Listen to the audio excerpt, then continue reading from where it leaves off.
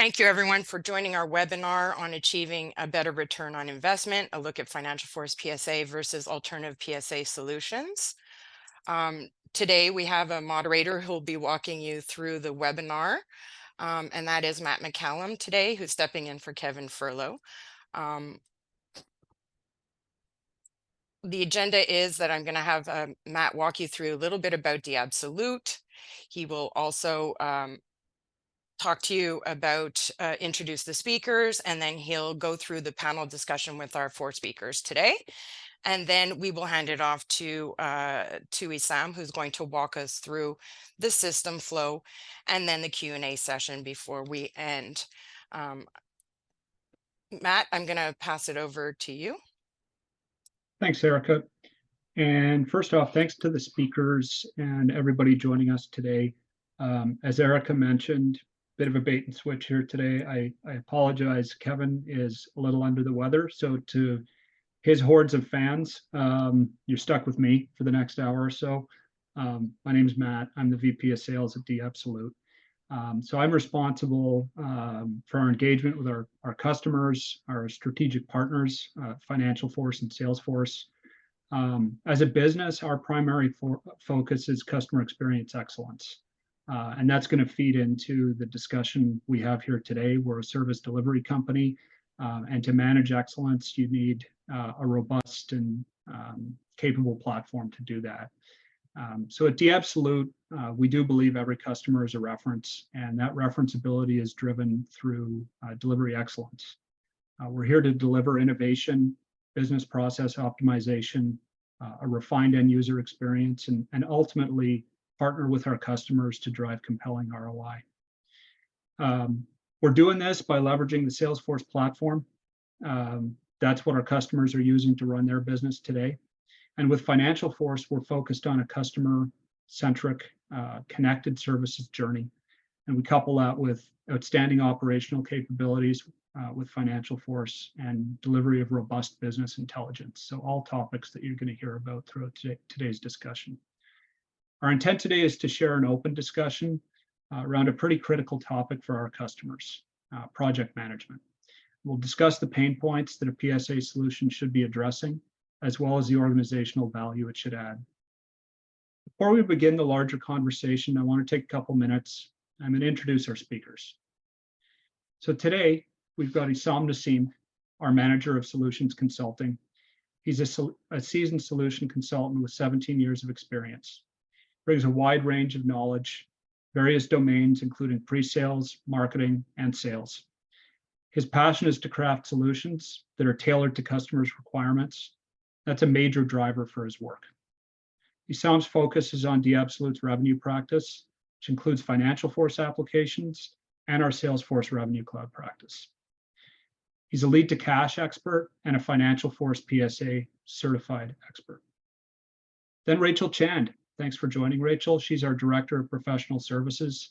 She's a well-rounded leader with experience in service delivery, project management, business process optimization, strategic planning, and IT management. Rachel leads our Revenue Cloud and Financial Force teams. She's got a passion for getting it right for our customers, and it's reflected in d'Absolute's upfront investment and project approach refinement cycles that we put in with our customers. We do that as part of every journey, right through the sales cycle, through project delivery. And then Brian Miller with Financial Force. He's the Senior Manager of the Global Technical Success team. So he leads that team, and he's responsible for delivering excellence. He's focused primarily on Financial Force's premier success and large enterprise customers. Prior to joining Financial Force, Brian was the VP of Global Operations and an HR software practice lead for an international consulting firm. I want to thank the 3 of you and extend a special thanks to Brian Miller, our partner from Financial Force, for joining us today as a speaker. First, I'd like to share a little bit about d'Absolute and why today's topic is so important to us. We're a Financial Force Premier partner in addition to being a Salesforce Summit partner. That's top tier. We specialize in delivering service and revenue solutions that goes back to 2003. d'Absolute's a global company. We operate in over 45 locations. and our team holds 425 certifications across Salesforce and Financial Force.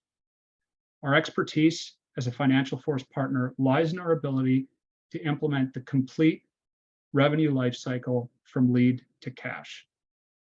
Our partnership with Financial Force goes back to 2014, and we have the ability to provide full platform advisory and bring the experience to implement the full stack of Financial Force product offerings, including accounting, billing, revenue management, PSA, which is the core of the topic today, as well as order procurement and inventory management. That's OPI for short. What gives us the ability to consult and deliver on the complete life cycle really comes down to the folks on our team and the industry experience that we bring to the table. It puts us in a position to speak the language of our customers, which is critically important. We're technology focused, but we pay a lot of attention to people and processes, and that's unique to industry. As an organization, we've grown organically as well as through acquisition over the last few years. Being a service delivery organization, D'Absolute's evaluated and successfully implemented our own project management solution. Today, we run a business on Financial Force PSA. And stay tuned, because we'll discuss that later in a little bit, including some of the pain points we experienced and had to address. When it comes to project management, it hits home for us, and it hits home for many of our customers. That's why we're here to talk about it today. The goal of today's webinar and panel discussion is to look at professional services automation and project management solutions in general. Specifically, we want to talk about how Financial Force PSA differentiates itself from all the other solutions on the market. Our panel will be discussing solution metrics and ROI, organizational value your solution should add, issues customers have experienced when trying to find the right PSA solution for their business, pain points that the PSA solution should be addressing, Financial Force PSA implementation and solution best practices, a critical topic. And then we're going to answer as many questions as we can from the attendees. And again, attendees, thank you for joining. Before we begin our panel discussion, we want to keep this interactive. So we're going to start with a quick survey question. All right, survey question 1. What professional services automation solution are you using today?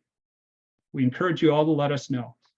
We'll tackle pain points and differentiators from Financial Force and make it as specific to some of the solutions out there in the audience today. All right, while we're getting those answers in, I'd like to start the conversation with Brian. Brian, you're in the hot seat. So when customers are evaluating a move to a new PSA solution, what are the most common metrics and ROI data points that are driving decisions today? It's an excellent question. So when we're working with customers and prospects, they all generally have similar questions, right? It's how can I do more with less? And how can I see realized value from the systems and tools that I'm investing in, right? So over the last year or so, we've done a lot of work with 2 professional services research groups, SPI and TSIA. And we've come up with sort of 4 key buckets, 4 big buckets of areas that our customers want to see measurements in, and then 12 key outcomes relative to those buckets. So from those 4 areas, they want to measure things like growth, productivity, profitability, and execution.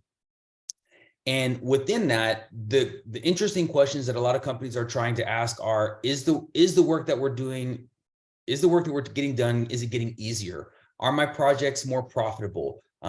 Do I have increased resource utilization, right? As the economy starts to tighten a little bit and we start to see spending reduce in some areas, everybody wants to do more work with less resource, and whether that's time, energy, effort, money, whatever that looks like.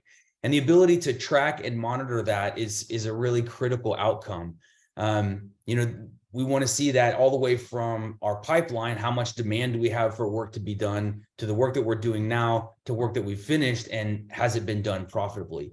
So those are some of the key areas, and we're happy to talk some more individually with each of those. But we see this across all of our customers, from small enterprise all the way up to our large enterprise customers, wanting to measure these areas and drive data in that regard.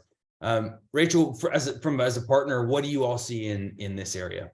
Yeah, thanks, Brian.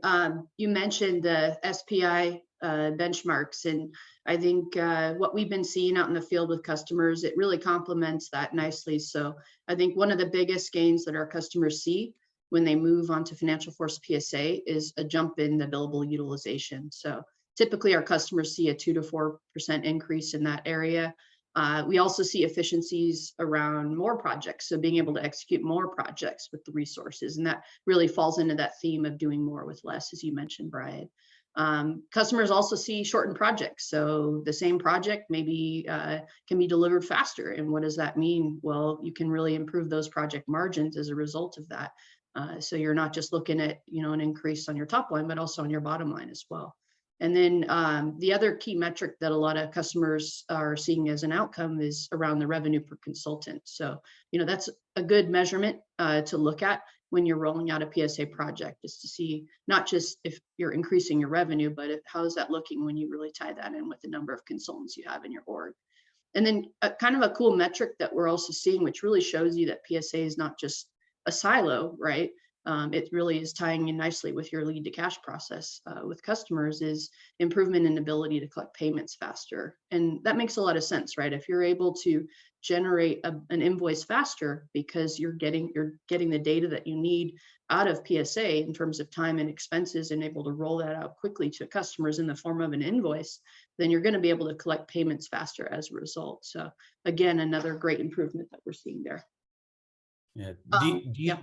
Just out of curiosity, do you see customers who are seeing those increases in quantity of projects and quantity of margin? Are you seeing their consultants and their delivery folks, are you seeing them being overworked, or is the work that they're doing more efficient so they can concentrate on those higher value tasks? Yeah, it's really more of the latter. At least that's what they're telling us. And, right. We like to hear the same things too, and so that's kind of what we're seeing. Yeah, and I know there's a poll out there right now, so Assam will talk a little bit more about what we've done. And I think just so you know, our own poll answer here at The Absolute would be we moved off of a homegrown system. So Assam, I'll let you talk a little bit more about that. Thank you, Rachel. And it is true. I mean, we a couple of years ago we actually had a homegrown application on the Salesforce platform, and we decided collectively internally to move away from using a custom application and using the latest and the greatest technology from Financial Force PSA. So we standardize on Financial Force PSA as our PSA solution, not only for our project folks, for our delivery team, but also for our pre-sales and marketing. So for example, I work in the pre-sales department at The Absolute. So myself and my team and my colleagues are all entering time, submitting expenses, using the tools that we have, not only for billable activities, but also non-billable activities. So, back to the research reports that we have out there, this is not only just research or marketing discussions, but also supported by our own use internally, whether the usage of Financial Force PSA or Sales Cloud from Salesforce. And I see that the poll results are out, and quite interesting. Yeah, no doubt. So thank you, team. First off, I think this year, right, there's the economic uncertainty a little bit. So just talking through some of the hard metrics, as well as the soft data points, those incremental kind of values to the business.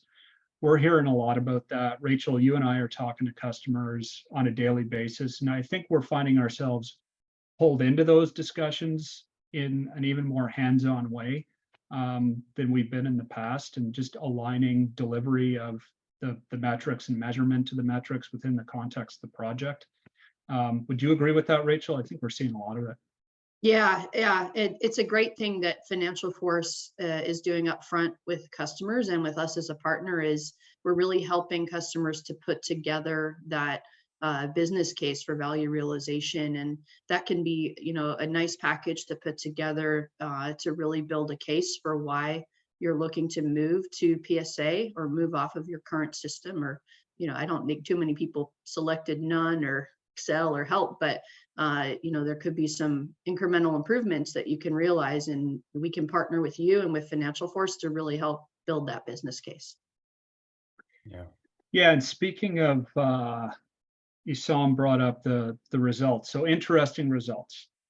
So about half of the attendees out there today are existing Financial Force customers. So Brian, they're going to be interested later on when we talk a little bit about investment and the strategic direction that Financial Force is taking with the product and the journey and the investment on that product. And we will definitely get there to our Financial Force customers. And then about half of the audience is on either a competing platform or don't have a solution in place at all. And top two on the list, one is a product from our friends at Microsoft, and the other is a product from our friends at Oracle called OpenAir. So that's kind of the audience mix today, folks. So panelists, keep that in mind as we're having the discussion today. So it feels like it's a good opportunity coming off of a discussion around ROI and metrics to talk a bit about analytics. And Brian, I'm going to put you in the hot seat one more time here. I mean, the product delivers a lot of intelligence. So if you could speak a little bit to how services analytics are helping customers with that value realization. Yeah, absolutely. So, Isam mentioned that you all use Financial Force and Salesforce to do your kind of demand and capacity planning. And what's really interesting is I think for years there was this idea that we needed to get more data and more data and more data. And now we're at a spot where we've got all this data, customers have all of this data, but it becomes, okay, what do I do with it, right? And so as a vendor and as a service provider, what we've done is really spent a lot of time, energy, and effort in investing in making sense of that data, right? Making sense of what does my capacity mean, and how is it going to trend over time? What does it look like from a utilization perspective as I'm delivering this work? Do I have the right mix of people in the right place at the right time for the right amount of time doing that work? And so we've done that in a couple of areas, right? We realized that the language of analytics is different than the language of Salesforce reports and dashboards. And so what we wanted to do is give customers the ability to leverage that data right out of the box. So we've got a product, Core Analytics, which is free on the platform. And you get things like a project burn down report, you get some utilization analytics, you get some kind of the core 2 or 3 questions that you want to ask about your organization delivered right to you that you can use on your workspaces. Then there's the more interesting questions that customers tend to want to ask. Like, excellent, I can see my data in one perspective or from one lens, but I want to see it in the lens that's unique to me. And so we've got the advanced analytics product, which gives you substantially more information around your organization, around your data, right? The idea is that using the analytics platform and lenses and insights is that you can draw that steel thread from cache to lead and from lead to cache, so that you see that consistency of data throughout the life cycle. And then it gives you the ability to kind of slice and dice and predict in ways that you just can't on other systems. And again, with kind of the core benefit that all your data is staying consistent on the same platform from start to finish. We talk a lot about that. Isam, what do you all see from a partner perspective around a customer's ability or speed to implement this kind of decision-making process? Yeah, Brian, I mean, with a lot of the clients that we meet and we engage with, a lot of the times they have a PSA solution in place, whether from Financial Force or from other vendors. But at the end of the day, all the data is siloed and they are unable to run any sort of analytics, let alone reports and dashboards. So when it comes to analytics, they may have an enterprise business intelligence software. They may have cloud-based, they may have on-prem kind of solution. And most of the cases they are using spreadsheets for Excel, Google Docs, and so on to run their analytics. And obviously the challenge with that is that they are pulling that information from different sources. So it takes a lot of time, it takes a lot of effort. And at the end of the day, most of the time, the data becomes stale, because by the time you run the reports and you share it with your executive team, it becomes stale and non-usable. And then they go back and do the same exercise again. So whether you are currently on Financial Force PSA or other solution, you need a tool to run your analytics beyond what you get with, let's say, Salesforce dashboards and reports. So that's a key for people who already have PSA to invest in PSA analytics. It's a great tool. We've seen it working for a lot of our clients. In addition to adding that tool on platform rather than having it off platform and trying to, build all those integrations in place. Rachel? Yeah, great points all around, Assam and Brian. I think just going back to what we talked about earlier with lead to cash. So a lot of customers, when they come to us looking to implement PSA or to replace their existing system or process, they've got a lot of different systems out there, a lot of disparate systems, and it's really difficult for the folks that are running delivery as well as the top level management to get to that single source of truth to make better decisions. So some customers, they'll break out PSA implementations into phases, a crawl, walk, run approach. And once they get everything onto the platform and they've really got that single source of truth for lead to cash, then what? What's the next step to really look at? Well, you've got all that data sitting in one place. Now you can make better decisions. So a product like analytics is going to really help you get there quickly. Brian mentioned Core Analytics. It's a free product. It gets something in place very quickly for you, spun up, so you can start to look at that data and make better decisions as a company. If you want to tailor something again for your specific business, advanced analytics really makes good sense. And we see a lot of customers who already have PSA, they come back and they work with us to put one of those products in place to really build on that foundation that they've put in place there. Yeah, and it's a great, what I really like about it is it's not, you don't need it right away, right? You can implement your solution and you can get to start asking interesting questions, and you can use Salesforce reports and dashboards. And that's a great starting point. And then you want to say, okay, now what does it mean that I have 12% available capacity? Well, Salesforce report is going to tell you 37. Well, is that good or bad? I don't know, right? But that's where analytics comes into play, and it allows you to say, okay, over time, I see an increase in my utilization capacity, or I see my increase in my utilization, or I see decrease in my capacity. So it allows you to predict a little bit further out and say, oh, it looks like I've got some big work coming up. I need to hire somebody, or I need to get somebody cross-trained or enabled in a certain area of my business. And so when you start to be able to ask that question, it starts to drive the impact to your hiring practices and your training practices and your enablement sort of all across the business, just based on this bit of information. And the fact that you can just ease yourself into it is really interesting. If I have a quick aside, I had a customer one time who their CFO was really struggling to understand how Salesforce and Financial Force fit within the business. And that customer spun up our out of the box, Financial Force out of the box CFO dashboards, and it presented information in a way that was really visual for the CFO. And immediately he was like, I get it.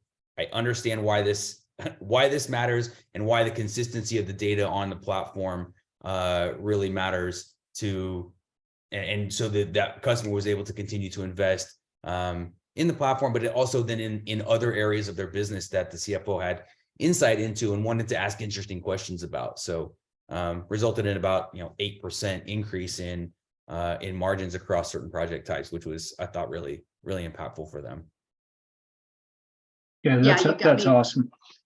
I was just going to say, Matt, it got me thinking about our own internal PSA implementation. We said we drink our own champagne, right? The nice thing about PSA and about analytics is it comes with those canned best practices, right? And so ourselves, we find ourselves internally looking at how we define things. Something as simple as utilization, how we define that and how it really runs the business, and having that CFO dashboard and just being able to overlay it on top of the data. With PSA having that best practice definition of utilization, it makes it easy for us to compare ourselves to other professional service companies out there and see how we're doing as a benchmark, right? So, don't forget that you're not out there on your own defining these things. You've got a lot of canned business processes and best practices that are going to come with the tool. With zero integration. All sitting there on one platform, right? The data is there. We can report on it. To Brian's point, we can take a crawl, walk, run approach. And I love the example using a specific, that CIO, for example, on a specific role, and his or her situation, and what is the data that is going to be important to that role, and how is it going to be meaningful and consumable. And we look at that from the standpoint of our customers, and that's going to be different for different folks doing different things in different departments. But the way the Salesforce platform and Financial Force Analytics can be tweaked, the way it can be molded to deliver that kind of business intelligence in real time and make just-in-time decisions, make proactive decisions, really important this year, because someone mentioned cost takeout opportunities and margin enhancement and all these things. As a services business, we're looking at all of that, and all of that is important to us as well. And I think that's a good opportunity to segue, because those kind of critical elements are always driven by underlying pain points. So let's talk a little bit about pain points. Before we talk about our pain points as a service delivery business, let's also ask the audience. So survey question number 2, audience, what are your biggest pain points as it relates to project management?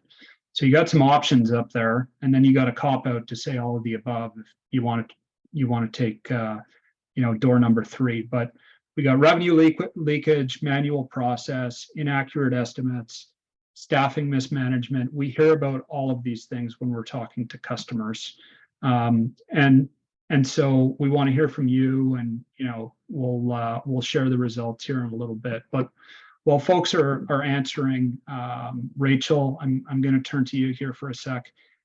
The Absolute service delivery organization, we mentioned earlier, we've adopted and run our business on Financial Force PSA.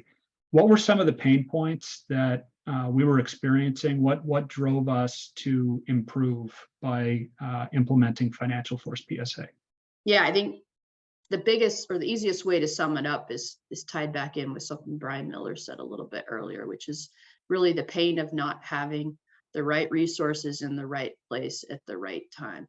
And, what do I mean by that? Well, that really comes down to how well we're managing our resources and our capacity planning. And so you want to make sure that you're not, you don't have a bunch of folks sitting on a bench at a time where you don't have a lot of sales opportunities coming in. And you also want to, I'm thinking about the 3 bears, right? Too hot, too cold, just right. You also don't want to have a situation where you've got a lot of opportunities coming in and a lot of work that could be built up, but you don't have the right resources available to work that. And so with PSA, you're really going to be able to get a better handle on your capacity planning and your forecasting to make better decisions about getting the right resources in the right place at the right time. Yeah, and that's sharing. Sorry, Matt, go ahead. No, it's all good. I mean, we're sharing a little bit of the internal dirty laundry here as we talk through it, but it's important. And when we talk about alignment with our customers, we and Financial Force, we are working with a lot of our industry peers in service delivery. And so the more we can share and the more we can align on those pain points that a lot of us face, we felt it was important to talk about it. And on that topic with the customers we're dealing with. So Isam and Brian, you guys are talking to customers every day. Let's put that, hat on for a second. What are we hearing about from customers in terms of their pain points, and why are they looking for change? Isam?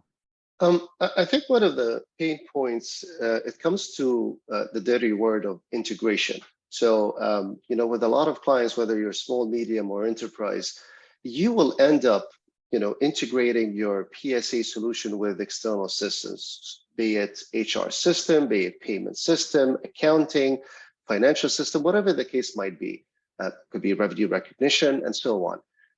A lot of our clients, when we advocate to them, we advocate the crawl, walk, run approach. So we start with the core foundation of PSA, but at some point in their digital transformation journey, they will need to integrate with the external system that they are using. For example, when we talk about HR systems, as an end user, I submit my PTOs or my vacations in an HR system, but what happens, or how do I reflect that information back into PSA so that as an end user, I don't have to enter that data twice?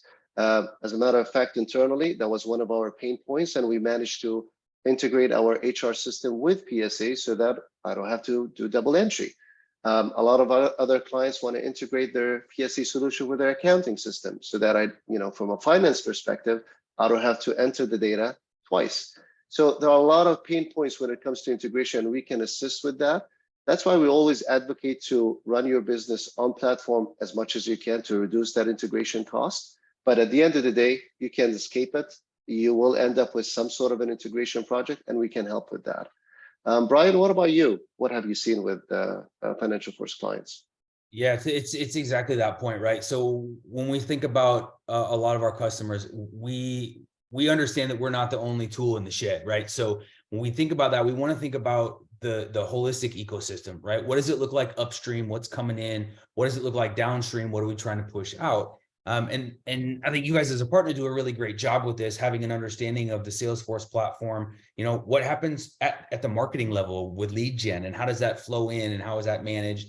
And then how does that turn into projects? And then what does that look like downstream? There might be 5 or 6 other tools in the toolbox that customers are using to manage their businesses. And we understand that, and that's okay.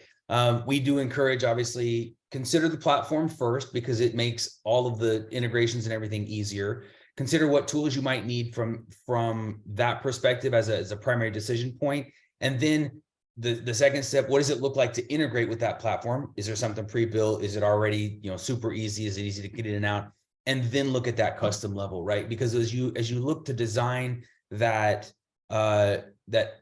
comprehensive enterprise solution, it's important to understand kind of where your central points are, right? You might have Workday up front to do HR and payroll and stuff, and then how does that work with the platform? And that's really one thing that we're looking at. And then obviously I'm going to talk about the analytics again, right? How does that all then flow into some piece of decision making or data visualization tool?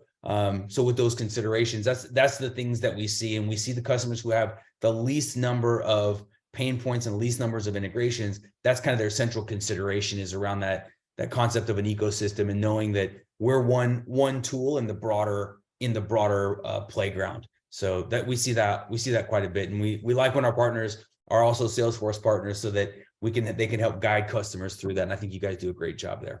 And Brian, I just want to emphasize that on the point flexibility, because when you choose your PSA platform, regardless of what it is, make sure as a client that you choose a system that is flexible enough, not only for today, but also the future.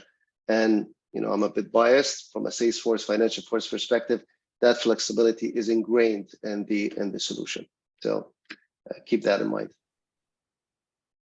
Yeah, it's a great point, Issam. And Brian, I appreciate you plugging us and speaking to that kind of broad view and capability we have on platform.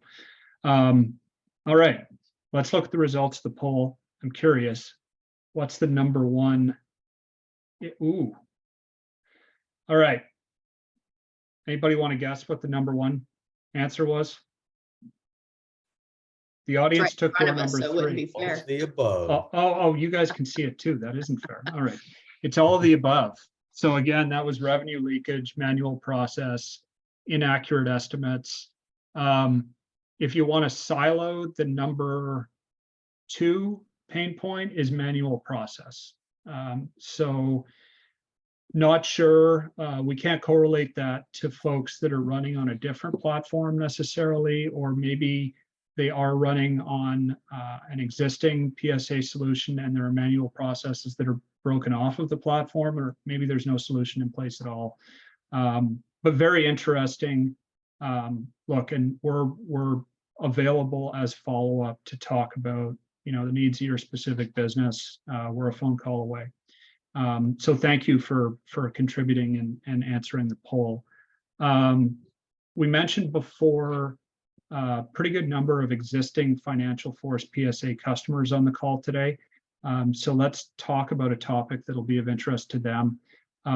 So Brian, let's talk a bit about innovation and investment. As a partner, we see it happening. I want to share with the audience the direction that Financial Force is taking with the PSA product. We're excited about it. I want them to be aware of it. Can you talk about it a little bit, please? Sure, absolutely. One of the things that was on that poll is around inaccurate estimates and manual work. So manual work, there's a lot of great automation tools that are already part of the platform. So taking advantage of that is really important. But I want to talk a little bit about the inaccurate estimates thing, right? So we've recognized that in the marketplace as well with our customers, and the desire to bring services teams closer into and give better input into the sales cycle, right? Because a lot of times, right, we love our salespeople, they keep us employed, they keep the work on the table, and they keep it coming in. Absolutely love that. Sometimes, though, they may make a decision that isn't necessarily in the best interest of the delivery organization, right? I don't know if you all have ever experienced any friction with the sales to services handoff. I'm sure it's perfect at the absolute, the model and the paragon of how that should work.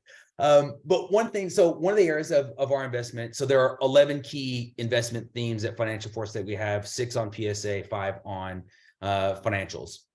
One of the areas that we've got in PSA is this idea of what we call services CPQ, right? And a lot of companies will have the Salesforce CPQ product, which is really great if you sell things like widgets or hardware or those kinds of things.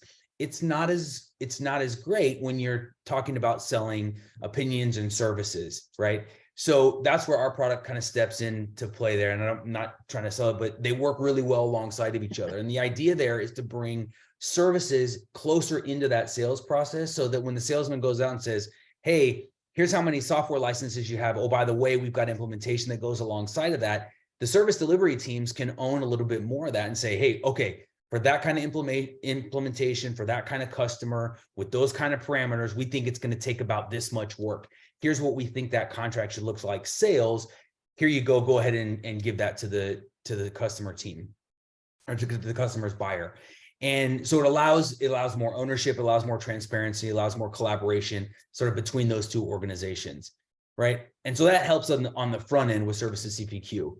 And as we come out of that, though, so what we've also recognized is that what happens after the customer goes live? For years, it was just sell the next project, sell the next project. But we're seeing a lot of our customers move, and I think the Absolute is one of these as well. We're seeing a lot of our customers move to, we don't want to sell a brand new project to a brand new customer every time. We want to engage with our customers in a more repeatable, long-term relationship kind of way.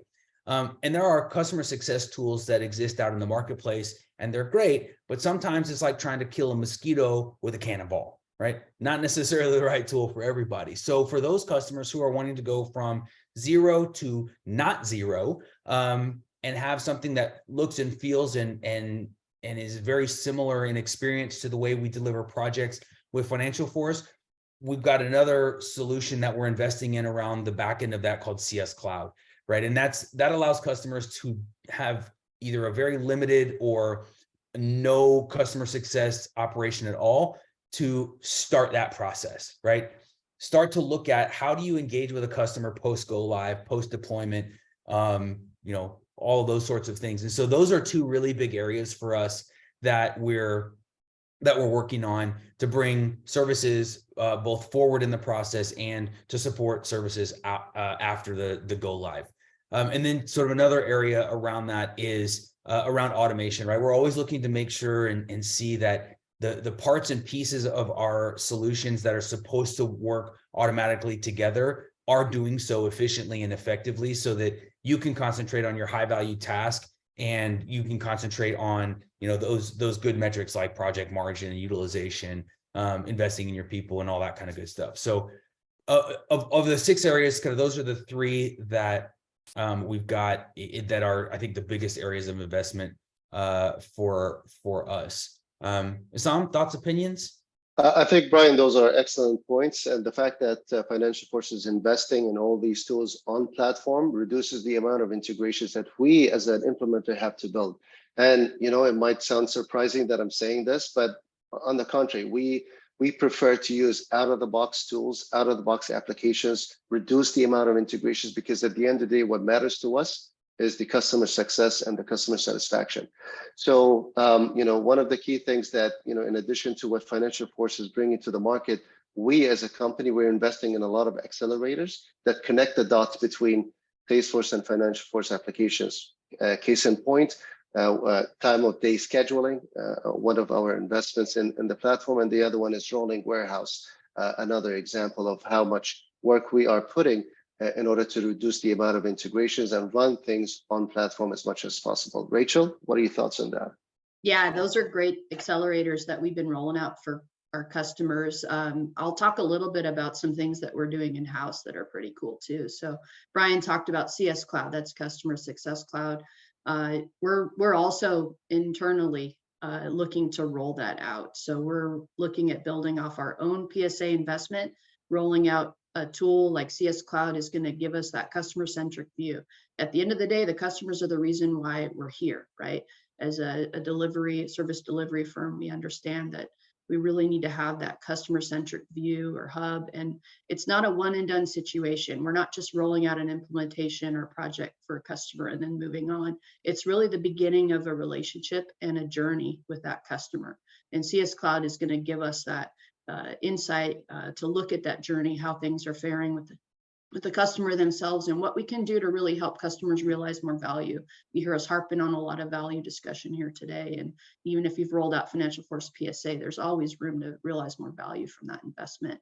The other thing that we haven't really touched on when we talked about ROI metrics earlier that's really important is CSAT, right? That's the CSAT score that you may be looking to get from your customers. And, you know, we ourselves internally, we're focused on CSAT, and that's part of our CS Cloud and our internal measurement. So not only, you know, do we as a partner have a CSAT measurement out there on Salesforce, but I believe Financial Force is also rolling out visibility to customers around our CSAT score as well. So it's very important that we're focusing on that internally and making every customer a reference and really thinking about what is it going to take in this engagement with this customer to make sure that they're beyond satisfied and they're giving us all fives at the end of the day. And that's something that, you know, we apply internally, but we, you know, see our customers also applying too with their customers and their relationships there as part of PSA. That's awesome, Rachel. And I mean, you bring up a good point, right? The criticality of understanding that, you know, seat that the customer's in, the experience along a timeline in working with us. And we want every inflection point to be as positive as possible, but sometimes it comes down to, you know, managing that and having data, collecting data and seeing data and visualizing the data around that experience and refining it over time. And that is some pretty secret sauce. So when you take that and you couple it with what Financial Force is able to do in terms of project management, it becomes pretty compelling. And back to that investment Brian was talking about, I think it's really, really important. So let's talk about an example of that journey with us and the partner we try to be to our customers. So we think about our customers in terms of the life cycle around any kind of engagement or project with us, as well as long-term beyond a project. But to get it right in a project, we like to align and we like to pour a foundation, and we like to have something that we can go back to and align on, a kind of document of truth, if you will. And Issam is going to share that. We call it a system flow diagram, and it's part and parcel of any engagement that we get into.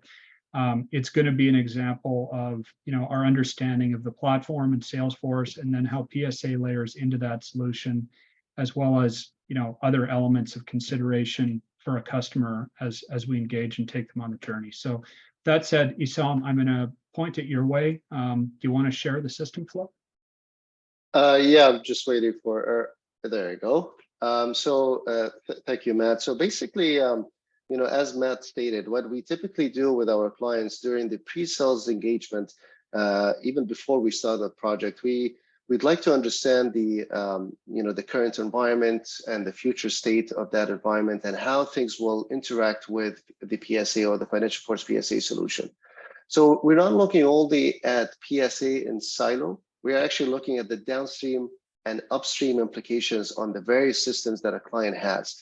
And as you see here, this is part of what we deliver as part of the pre-sales engagement. We walk through the client on the different applications that they have today and what they are going to get in the future. in addition to that, what are the different connectivities between the various systems that they have, whether it's a quoting tool, whether it's an ERP solution, finance, accounting, revenue management, if they have a CRM in place, order management. So all these different systems and how they interact with PSA is crucial to the success of a PSA implementation, especially if we're advising or advocating on the crawl, walk, run. It's very important for the client to see that upfront, and then we would have the discussion and the recommendations based on best practices and previous experiences on what should be tackled first and what should be tackled later on in the project implementation. So this is an example, but as a matter of fact, this is part of our sales methodology. It's part of our pre-sales engagements. And what makes this a successful engagement is that transition from sales/pre-sales to services is done smoothly, because all the discussions that have been captured during that engagement is documented verbally and in writing. And obviously, as you see here, this is a representation of what we actually share with our delivery team. And so that once the project is kicked off, once they start engaging, they have a baseline to discuss the requirements. Does that make sense, Brian? Yeah, absolutely, absolutely. I like this approach a lot, and it allows us as a vendor to support your solution design and for each of us to own sort of our engagement together alongside this. I just had a curiosity for those that are not on Financial Force. Is this something that resonates with you, or something that you've seen with other customers, or are there areas that you have that are around question? I mean, feel free to drop those questions in the Q&A portion of this. Happy to answer any questions you may have around that or around anything else we've talked about throughout the day. Yeah, that's perfect, Brian, for sure. So there are some questions that have come in. We've got about 10 minutes left. So first off, Issam, thank you for the walkthrough on that. And that artifact is an important part of the engagement, and that foundation we try to pour early on, something we can always go back to.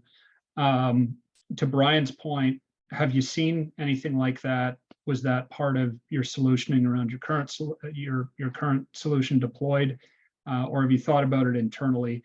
I'm going to go to a couple of questions that have already come in from the audience. Okay, so I'm cherry picking here, but this came up in a recent engagement both Rachel and I were involved with. Rachel, you're going to love this knowing your background. So what if we're trying to roll out an ERP and PSA at the same time? Yeah, that is something that we've run into together on a couple recent sales cycles, in fact. So I think when you're looking to roll out a big transformation where you're replacing your current ERP and your PSA, or maybe even putting in your PSA system in place, there's going to be some important things to consider around that. And I'm thinking about a similar experience, Matt, you're probably thinking of as well, where the customer asked us what to consider there. And, one of the biggest things was alignment. So the ERP implementer is going to be really dependent on some of the design considerations that we make upfront as part of the PSA project. And so that blueprint design or that system architecture diagram that Issam just showed you, that's something that we put together upfront in every project. We use a bit of a hybrid methodology. And what do I mean by that? Well, we're going to take time upfront to design the entire blueprint for the system, and not just design it in a silo. We're going to really get a good full understanding of how the entire lead to cash process is going to work with PSA and with that ERP system in place. And what we recommend is to then review that blueprint design with the ERP implementer and with the customer's project leadership team to make sure that everybody's aligned on that blueprint and that vision before we start down that path of building out the PSA solution, and before the ERP implementer also starts building that out. That's a very expensive time to be making changes in a project when you've already built something and put something together. So that's why we really think having that blueprint in place and everybody marching in the same direction is key. one thing I think that's interesting about that is that being built on a Salesforce platform, none of this is ever static, right? So the decisions that you make during your implementation, you know, pre-implementation and during your implementation, those are going to be maybe different decisions that you would have made 90 days post go live, as you learn more about your business, as you learn more about the processes that you thought were rock solid. Like, I know this one, it is always this way. And then you start doing it, you're like, just kidding. It doesn't give me the kind of data integrity that I like. And so as you move and bend and learn about your business, having that point of reference of this is what we decided and how we built it is awesome. But also understanding that you can change your mind after you go live, and as you learn more about your business, and having good governance especially when you're going full suite like that, ERP and PSA, as you work through that, having a good design cadence that says, hey, here's what we thought, here's what we know now, here's how we're going to make an adjustment going forward. I think is really key, and having a point of reference so that when we all win the lottery and somebody else comes and inherits our system, they can say, oh, I understand how and why these decisions were made, how the solution was built, and then how it operates now, I think is really critical. And it just allows you to iterate continuously on that system. And I find that some other systems don't allow quite as much iteration. They don't allow for that. It's like, well, you better know exactly how your business is going to operate 5 years from now at this minute. Well, okay. We have a lot of customers who are learning that now. Their businesses are shifting from, maybe time and expense type work to more fixed fee or subscription based work. And, having those points of reference and that flexibility has allowed them to implement new parts, new pieces, new processes, and refine themselves along the way. So, I appreciate your all's perspective on that, to say, we're going to start here, but the start is not the end. So I like that a lot. Excellent points, Brian, and really good feedback, Rachel. So I hope that was helpful. We've got about 5-6 minutes left. I do want to give folks on the phone maybe a minute or two between now and their 1 o'clock, if you're in the Eastern time zone. But I'm going to cherry pick one more question here. I'm going to point at Issam. Maybe you could give us a couple of bullet points, Issam. Again, it's around challenges and risks. So in the context of a project, what would you call out? What do you want to make people aware of that, we've seen or we'd foresee in a PSA implementation project? Challenges and risks. That's actually a great question, and I'll answer it both from an implementer perspective and as an end user as well. From my previous life, I use a lot of systems, and I would say the number one key challenge is change management, and the second one is end user adoption. Whenever you introduce a new solution, a new technology, a new way of doing things, a new business process, you always have to think about change management and how you can transition what used to happen in the past, whether you're using a system in place, whether it's manual process, taking care of change management, making sure that the end user are comfortable with the tool, are aware of what's coming down the line, making sure that they understand how, from a training perspective, making sure that they know how to use it, how to apply it as part of their business process. I think these are the two main key challenges that I'm seeing today with our clients, and I've seen it before as an end user to other systems. So I would say those are the top 2 points. Yeah, thanks, Issam. And it's very telling, right, that your feedback, you go right to the people element of it in terms of consideration. So clearly we've got a very strong and viable platform with Financial Force PSA, and what we're talking about here, adoption, change, that you're going to go through going to any new product or technology platform. And that, we called it out before, as a major focus of Absolute to make our customers successful. And so we think about your people. With that, with 3 minutes up against the hour, I'm going to thank everybody for attendance today. Thank you to the panelists. Thank you to the attendees. The dialogue was valuable for us internally as well, and collecting some of your feedback. Thank you for participating in those surveys. I'm going to plug us a bit. We're proud to be the Financial Force Delivery Partner of the Year. We won that award in 2022, and we're carrying that badge as we engage with you, our customers, into this year and beyond. We're available to engage one-on-one. We want to, circle back, discuss any of the content today or any considerations specific to your business. We're here to do that. We're a phone call or a note away. With that said, I'm going to hand it back to Erica. And Erica, specific to you and your marketing team, thank you for coordinating and putting this together. Back to you, Erica. Thank you, Matt. So as you see on the screen, there is a general email that you can reach out to the marketing team. It's diabmarketing@theabsolute.com. If you have any questions or you want to speak to any of the panelists directly, please do not hesitate to send us an email and we'll put you in contact with them. But as we mentioned at the beginning of the webinar, we will be sharing out the recording by email probably before the end of tomorrow. And in there will be a reminder of our email and how to get in touch with us. So I want to thank everyone on the panel, and especially you, Matt, for stepping in and moderating today. We truly appreciate it. Thank you, everyone, for attending the webinar.